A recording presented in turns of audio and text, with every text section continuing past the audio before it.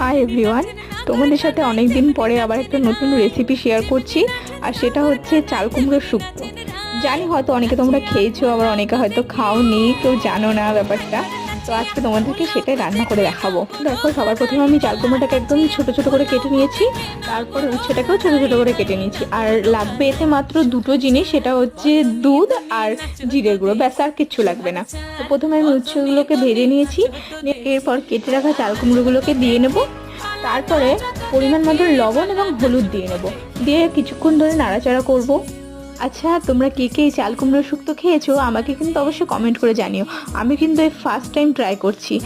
এরপর দুধটা দিয়ে তারপরে পরিমাণ মতন জল দিয়ে নেব। আসলে আমি দুধটা দেওয়ার সময় ভিডিও করতে ভুলে গেছি। এরপর জিরের গুঁড়ো দিয়ে চাল কুমড়োটাকে নামিয়ে নিতে হবে। আর এই দেখো, আমাদের চাল কুমড়ো শুক্তো কিন্তু রেডি। আমার ভিডিও কেমন লাগলো সবাই অবশ্যই জানিও। আর হ্যাঁ, লাইক শেয়ার কমেন্ট এবং সাবস্ক্রাইব করে দিও।